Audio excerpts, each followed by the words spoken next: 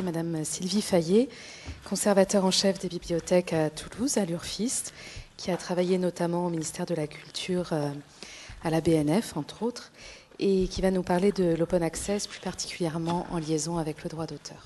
Merci. Bonjour. Bonjour à tous. Donc, mon objectif, c'est de vous présenter rapidement les grands principes du droit d'auteur et d'essayer de voir en quoi ils peuvent favoriser ou au contraire gêner, ou au contraire être neutre, le développement de l'open access. Schéma très rapide, je ne vais pas le commenter, c'est simplement pour situer tellement rapide, pour situer le droit d'auteur dans le dispositif qui protège en France la propriété intellectuelle. Vous le voyez, le droit d'auteur, il est là. C'est une brique de l'édifice. Ce qu'il est important de retenir, c'est que c'est un droit dit ab initio, c'est-à-dire que c'est un droit qui s'applique, qui existe dès qu'une œuvre est réalisée. Il n'y a pas de démarche particulière à faire, c'est une protection qui est congénitale à l'œuvre en quelque sorte. Et ce qui fait l'objet de la protection par le droit d'auteur, c'est bien les œuvres réalisées. C'est-à-dire qu'il ne suffit pas d'avoir une idée ou un grand élan créateur, il faut vraiment que ça soit fixé, exprimé sous une certaine forme. Et ce qui sera protégé, c'est cette forme-là. Donc, il n'y a pas de droit d'auteur sur les idées pures. Il y a un droit d'auteur sur des textes qu'on a écrits, une manière de présenter des données, une manière de présenter des réflexions. Mais ça n'empêche pas que d'autres aient des idées similaires aux vôtres. Et le droit d'auteur n'opère aucune distinction entre les œuvres en fonction de leur genre, de leur registre, de leur support, d'un supposé mérite. Un article dans une revue en open access est identique du point de vue du droit d'auteur à un article publié dans une autre revue, à un livre de cuisine, à un cahier de vacances. Enfin voilà, il n'y a aucune hiérarchie. C'est vraiment à partir du moment où une œuvre de l'esprit a été réalisée. Donc le droit d'auteur français, il a deux blocs. Un premier bloc qui sont les droits moraux, dont l'objectif est de protéger la qualité d'auteur. Donc les droits moraux, c'est essentiellement le droit de paternité et le droit au respect de l'œuvre. Droit de paternité, ça veut dire tout simplement qu'on est toujours reconnu comme auteur des œuvres qu'on a produites. Si jamais quelqu'un s'arroge une œuvre qu'il n'a pas écrite, c'est un délit de contrefaçon, c'est du pillage, c'est vraiment pénalement réprimé. Donc les droits moraux, c'est vraiment pour préserver la qualité d'auteur. Et c'est un droit, du coup, qui ne s'éteint jamais. La qualité d'auteur, elle ne se perd pas. Même très longtemps après, voilà, Victor Hugo reste l'auteur des Misérables. C'est pas parce que son œuvre est dans le domaine public qu'il a perdu sa qualité d'auteur et les droits moraux qui y sont attachés.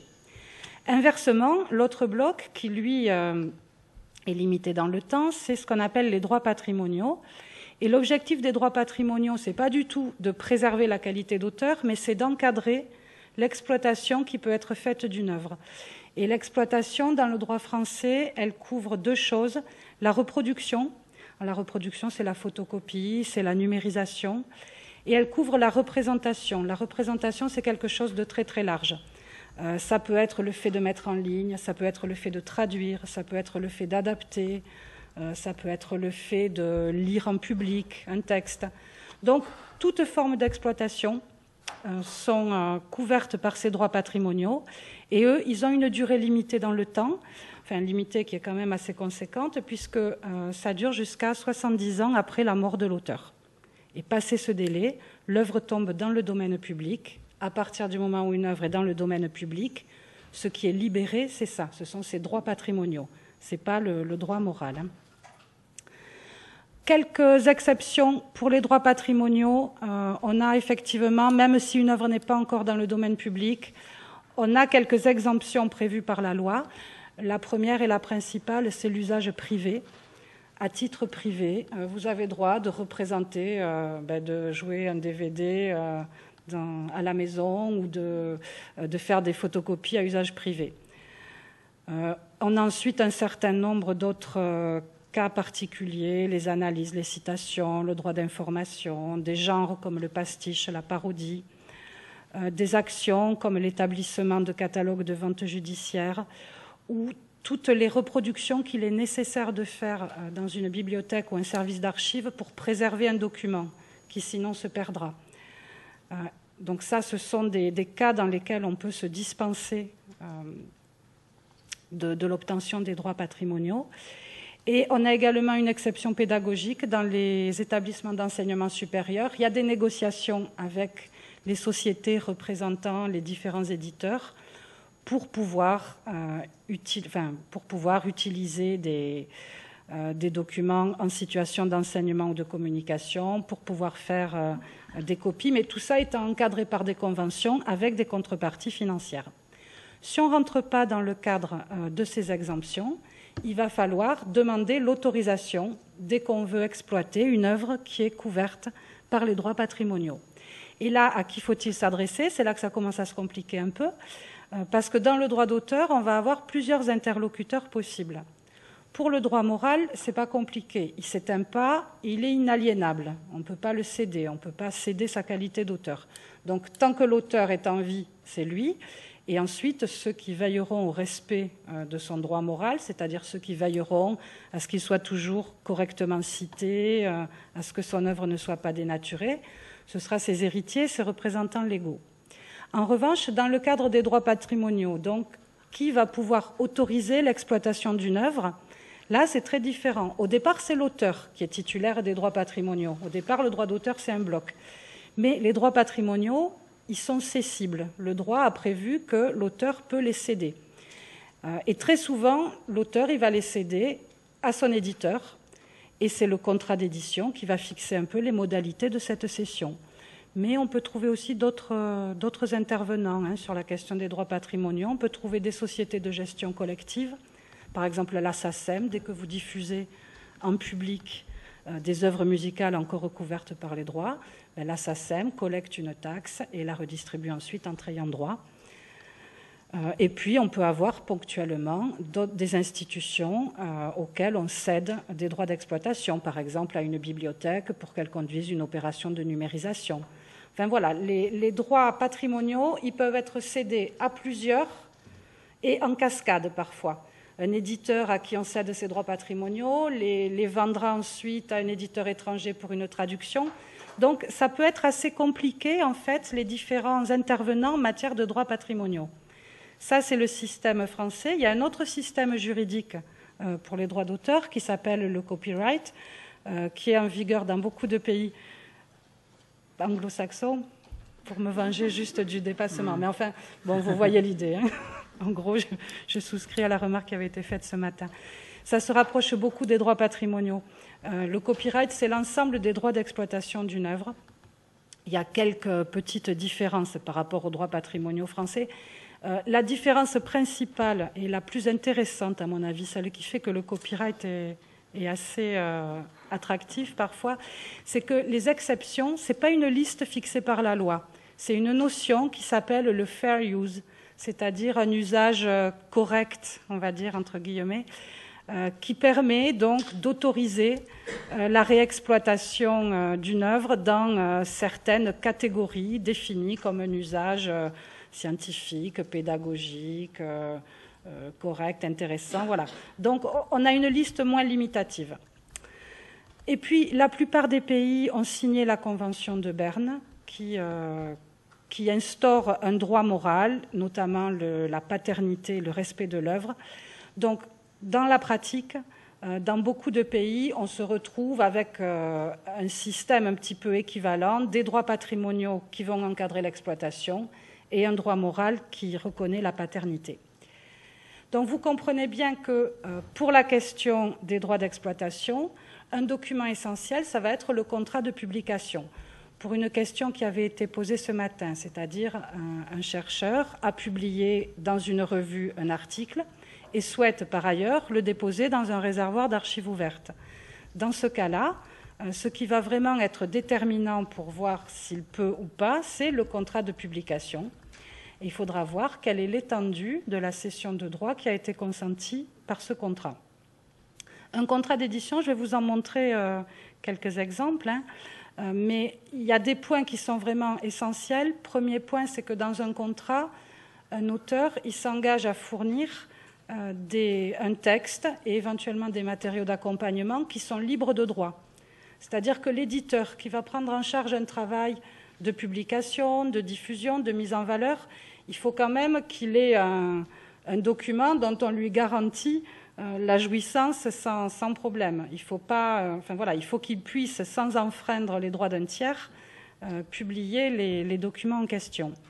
Et l'autre point essentiel qu'on trouvera au contrat, c'est justement ce qui va régler l'étendue de la cession des droits. Et un auteur, il est engagé par le contrat qu'il signe. C'est pas, il y a une responsabilité quand même quand on est auteur. Un éditeur nous propose un contrat, ou nous fait connaître ses conditions. Il y a aussi un vrai choix qu'on fait quand même quand on est auteur. Il faut pas. Alors, c'est parfois compliqué parce qu'on n'y pense pas toujours, mais il ne faut pas perdre ça de vue. Il faut se renseigner sur le contrat. Alors, j'ai pris des exemples de contrats qui sont disponibles en ligne, donc j'ai mis systématiquement l'URL. Là, on a un modèle de contrat avec cession exclusive. C'est la revue des sciences de gestion. La formule qui est utilisée, c'est l'auteur cède à titre exclusif et définitif l'ensemble des droits patrimoniaux de propriété littéraire et artistique sur sa contribution personnelle, objet du présent contrat. Il conserve son droit moral, étant précisé qu'il atteste que l'article n'a été publié ou n'est pas en cours de publication au profit d'une autre organisation. Donc l'auteur certifie que l'article qu'il apporte est bien libre de droit et il abandonne absolument tous ses droits. Dans un cas de figure comme ça, a priori, si l'auteur souhaite réutiliser son article, il n'en a pas le droit ou il devra demander l'autorisation à la revue des sciences de gestion qui sera libre de l'accorder ou pas. Le contrat est très clair là-dessus. L'auteur abandonne la totalité de ses droits dans ce cas de figure. Il y a d'autres modèles qui sont des contrats avec une cession, mais cette cession n'est pas exclusive. Là, c'est le cas pour langage et société. Donc là, l'auteur cède à la rédaction, à titre non exclusif, l'ensemble des droits de reproduction et de représentation qui pourront être exploités par la rédaction ou par un tiers autorisé ou cessionnaire. Là, c'est le cas de cession en cascade. La revue pourrait recéder à quelqu'un d'autre. Mais en même temps, il conserve, lui, le droit, l'auteur conserve le droit d'exploiter également par d'autres moyens son article. Et puis on a des cas où c'est une autorisation très limitée. Là, c'est vraiment une simple autorisation de publication. C'est pour les articles mis en ligne par le groupe Histoire, Architecture et Mentalité urbaine. Là, l'auteur cède le droit d'édition en ligne de l'œuvre à l'exclusion de tout autre acte de reproduction sous d'autres formats, à l'exclusion de tout autre droit de représentation et de tout autre droit de reprographie. Donc là, l'auteur conserve la totalité en fait, de ses droits patrimoniaux. Il donne juste une autorisation de publication. C'est quelques exemples pour dire qu'on va avoir des politiques de revue qui peuvent être extrêmement graduées. On a des modèles très différents. C'est vraiment à géométrie variable, la question de la cession des droits. Ça va aller de la cession totale exclusive, interdisant la réutilisation, à des choses beaucoup plus souples.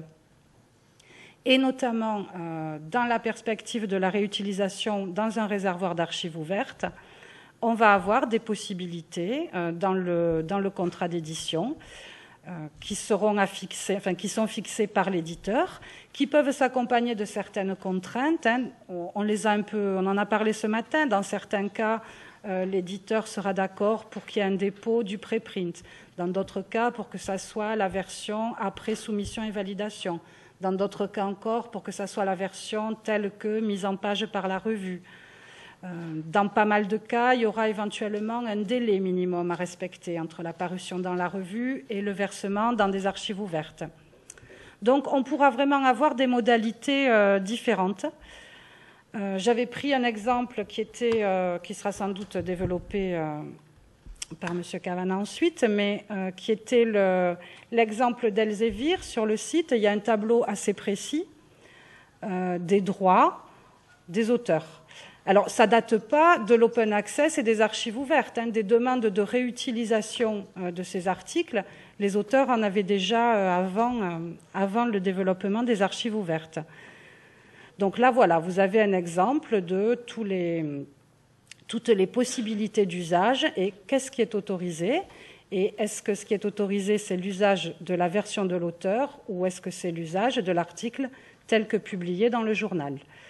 Donc vous voyez que ça va de l'usage en classe pour enseignement à éventuellement un usage commercial. Donc il y a un peu tout le panorama qui est envisagé. Si vous voulez en savoir plus, je vous ai mis le lien sur les conditions d'usage des revues. Bon, c'est un exemple parmi d'autres éditeurs. A priori, tout éditeur a vraiment sa politique, y compris une revue qui publie sur une plateforme d'open édition. Une revue définit sa politique éditoriale, c'est elle qui va fixer par exemple sa barrière mobile, ses conditions d'accès. Donc il y a vraiment ces conditions-là qui sont mises en place par les éditeurs. Il y a un certain nombre d'outils qui sont développés pour essayer de concilier un peu justement les politiques éditoriales et les besoins de publication en open access, notamment au niveau international d'abord, et puis ensuite c'est relayé dans différents pays, des négociations avec les éditeurs, parce que leurs positions ont évolué aussi au fil du temps. Il y a eu des assouplissements, et donc il y a des sites qui recensent les informations sur les politiques adoptées par les revues. Un des plus connus, le plus connu au niveau international, c'est Romeo. Donc là, c'est une copie d'écran pour les carnets de géologie, par exemple. Donc le principe, c'est que Romeo, avec un système de code couleur, identifie pour les revues avec lesquelles il a pu conduire une négociation et discuter un peu, ce qui est autorisé ou pas aux auteurs. Là, en l'occurrence, les auteurs peuvent archiver les préprints, les post-prints et peuvent également déposer le fichier PDF de la revue.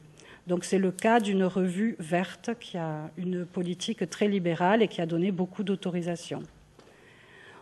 Au niveau des revues françaises, donc, il y a une démarche similaire qui est portée par le CCSD et dont les résultats sont visibles sur le site Héloïse. Voilà, où on peut voir là aussi, je sais qu'avec les nouvelles de l'Estampe, par exemple, ça fait partie des... Donc vous pouvez chercher sur ces deux sites si jamais il y a une interrogation sur le type de contrat que vous avez... Bon, j'avais fait...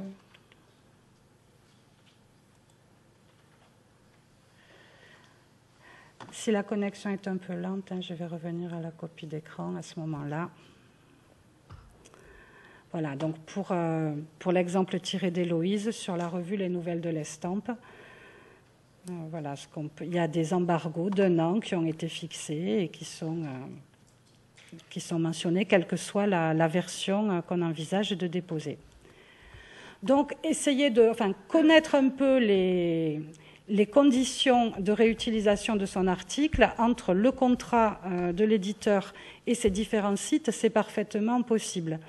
De même, on a aussi, si on en a besoin, des modèles de documents juridiques qui vont aider un petit peu et qui vont proposer des documents permettant la diffusion dans des archives ouvertes. Pour les contrats sous le régime du copyright, on a un site qui s'appelle Copyright Toolbox, qui propose notamment un modèle de contrat en français.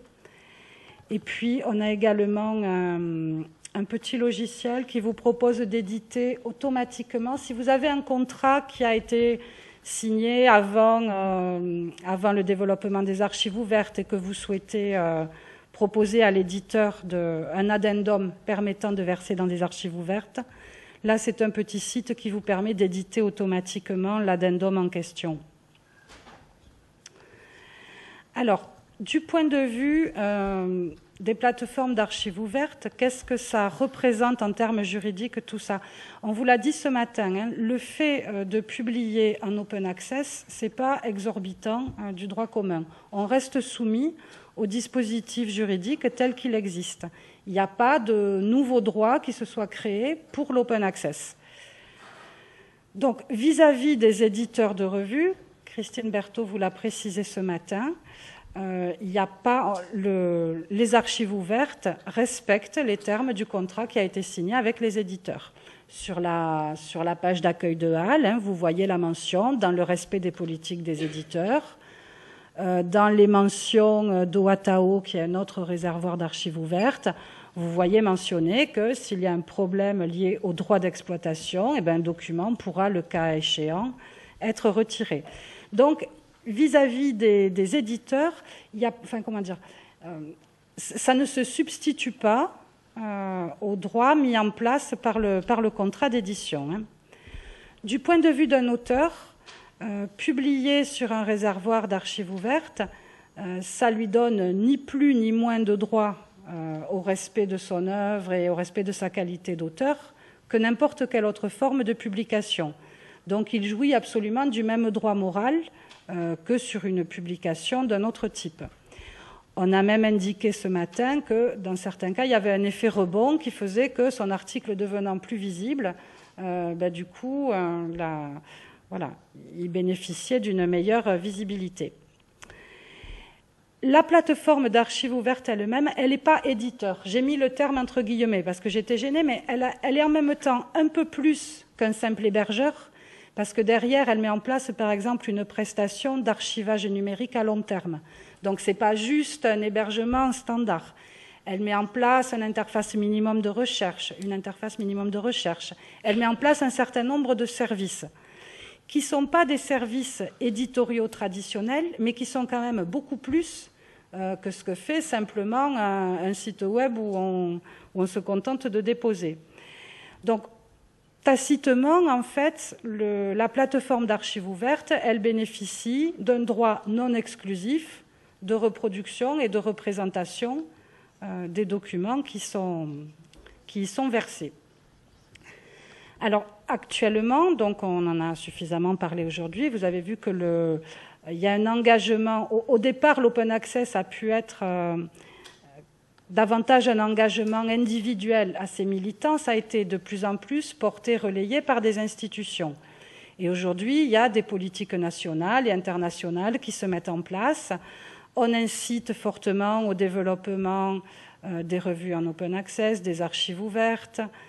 Donc il y a vraiment un mouvement important et on s'interroge du coup sur, on en a parlé ce matin, sur l'éventualité d'instaurer une publication, un versement obligatoire, par exemple, dans des archives ouvertes. Ce n'est pas une idée neuve. En 2008 déjà, Harvard, la faculté de lettres avait mis en place ce qu'ils appelaient une University License, qui était l'obligation pour les chercheurs qui publiaient de déposer un exemplaire dans les archives ouvertes de l'université. Il y a le mouvement des licences Creative Commons a une branche, Science Commons, qui milite aussi pour que toutes les ressources, pour que les articles scientifiques soient publiés sous licence Creative Commons. Le principe de la licence Creative Commons, ça s'applique aux ressources qui sont mises en ligne sur le web. Donc c'est symbolisé par des sigles. Quand vous voyez ces sigles et une mention de Creative Commons, ça veut dire que l'auteur de la ressource, explicitement, vous manifeste le fait que son travail est librement réutilisable. Donc il vous dispense des droits d'exploitation. Et il dit que son travail peut être réexploité. Alors, avec des conditions que vous fixez ici, il peut autoriser la reproduction, la représentation de son travail à l'identique ou pas. Donc vous cochez. Si vous-même vous souhaitez mettre une ressource sous licence Creative Commons, vous cochez. Vous pouvez refuser les modifications ou vous pouvez les accepter à condition qu'elles fassent à leur tour l'objet d'un partage dans des conditions identiques. Vous pouvez autoriser ou pas l'usage commercial. Et vous vous référez, vous indiquez le pays pour qu'il y ait une adaptation à la législation nationale. Voilà. Et à partir du moment où vous avez rempli le petit formulaire, vous pouvez récupérer. Bon, je vous montre ce que ça donnait. Voilà, vous récupérez la série de petits logos et le lien avec lequel vous pouvez afficher ça sur la ressource que vous souhaitez mettre en libre accès. Donc voilà, le mouvement d'utilisation des licences Creative Commons, c'est aussi un aspect juridique, c'est systématisé dans PLOS, dans Public Library of Science. Tous les articles sont sous licence Creative Commons. Donc c'est aussi un mouvement qui existe, qui là est, comment dire, c'est vraiment l'autre extrême de l'échelle, c'est-à-dire une publication systématiquement en libre accès, autorisant la réutilisation. Et puis la question qui fait aussi beaucoup bouger les choses et qui, en termes de droit, est vraiment beaucoup plus compliquée, c'est celle de l'extension de l'open access, non plus aux publications, mais aux données de la recherche. On en a un petit peu parlé ce matin. On l'évoque, c'est quelque chose de beaucoup plus compliqué parce que les données de la recherche, déjà, quand on est auteur d'un article, on n'est pas forcément auteur des données qu'on a utilisées pour travailler. Notamment en sciences humaines et sociales, on va souvent s'appuyer sur des publications faites par des tiers, ou bien sur des entretiens et des enquêtes dans lesquelles on a interrogé des gens. Donc on n'est pas forcément titulaire des droits d'auteur sur ces données-là. Donc il y a une première difficulté à les mettre en ligne, qui veut dire qu'on a anticipé, qu'on a demandé l'autorisation des gens. Voilà, c'est déjà une première chose un petit peu compliquée. Le deuxième point, c'est que, alors, en sciences humaines et sociales en tout cas, qui est un domaine que je connais mieux, les données de la recherche, c'est difficile de les livrer de manière brute. Il faut très souvent les accompagner, notamment quand on a fait une enquête, on est forcé de beaucoup documenter les conditions de collecte, de recueil. Donc ça veut dire qu'en plus, on crée une sorte d'apparat critique autour de ces données, qui est une nouvelle production. Donc l'extension de l'open access aux données de la recherche, c'est bien plus compliqué, à mon sens, que la question des publications. Et pour conclure, ce que je voulais souligner, c'est que jusqu'à présent, le cadre juridique existant, il n'a pas empêché l'open access de se développer. Les lois telles qu'elles sont, elles peuvent suffire. Ce qui est déterminant, c'est vraiment le comportement des auteurs et les politiques des éditeurs. C'est ça, bien plus que les lois en elles-mêmes, qui permettent ou qui freinent le développement. Donc je dirais que la question des droits d'auteur, sur la publication en tout cas, elle n'est pas la plus cruciale. Mais ce qui est frappant, c'est que, en fait, elle renvoie au débat de fond qui se joue actuellement. Et c'est vrai qu'on en a entendu parler tout aujourd'hui. Hein. On est vraiment à une croisée des chemins où l'alternative s'offre à nous entre des modèles très différents. On a un modèle éprouvé, connu, qui, sur le plan économique, est parvenu à sa limite. On sait qu'on a un coût des publications scientifiques que des établissements ne peuvent plus soutenir. Pour certains, c'est devenu inabordable. Donc, ce modèle-là, il est plus viable pour très longtemps en l'état. De l'autre côté, on l'a vu, les perspectives, c'est des modèles très différents, comme Maren l'a dit. Il n'y a pas forcément un équilibre type à trouver, il y a plutôt des voies à expérimenter. Même chose aussi, un point dont on n'a pas encore parlé aujourd'hui, mais qui, à mon avis, est important. Le système éditorial scientifique tel qu'il existe, c'est aussi un système qui est lié à toute une architecture d'évaluation, de fonctionnement académique, d'évaluation par les pairs, ensuite d'utilisation d'indicateurs bibliométriques pour l'évaluation. Et ça, c'est lié à un mode de publication. On a vu qu'à travers les archives ouvertes, à travers l'open access, on expérimente un peu de nouvelles formes de modération, de validation, d'éditorialisation. Mais là encore, c'est pour l'instant c'est un changement de fonctionnement. On passe vers quelque chose qui serait moins familier. Et souvent, un auteur peut être, dans l'absolu, très intéressé par l'open access. Il peut trouver que c'est une idée très généreuse, que c'est très bien. Mais dans la pratique, pour l'article que là, il doit publier très vite maintenant et qui va compter dans le rapport remis par le labo, eh bien, il n'a pas tellement envie, en fin de compte, de publier cet article-là uniquement sur le réservoir d'archives ouvertes de l'université Oual ou autre. Donc, il y a aussi quand même parfois un peu une tension dans les comportements. On a parlé ce matin de freins psychologiques, culturels, de toute nature qui peuvent exister. On a aussi un peu un glissement quand même. Les perspectives de l'open access, ça décentre un peu. L'auteur est moins au centre du dispositif et on pense davantage à la communauté. On revient aux objectifs premiers, qui sont quand même diffuser le plus vite possible et le plus largement possible les résultats de la recherche et les faire partager par une communauté. Et même, avec l'exemple de Meredith et d'autres dont parlait Marin, c'est peut-être aller au-delà de la communauté académique. C'est peut-être s'ouvrir aussi au reste de la société. Donc, c'est toujours pareil, c'est un petit peu moins confortable. Ce sont des modèles qu'on ne maîtrise pas et des fonctionnements qui sont un petit peu à élaborer. Et puis, on a aussi un changement éditorial. Alors, dans le modèle traditionnel, l'éditeur a un rôle, une responsabilité éditoriale très forte, à la fois sur la constitution du sommaire de la revue, l'évaluation des articles. Il a aussi, dans un certain nombre de cas, il va jouer un rôle pour, par exemple, acquérir des droits d'illustration qui seraient nécessaires pour tel ou tel article. L'éditeur, il peut accompagner pour tout ça. Dans les formes d'édition en open access, cette fonction-là, elle est un peu diluée. Alors, je ne dis pas diluée, ce n'est pas du tout péjoratif, mais dans la mesure où l'auteur a un rôle plus volontariste.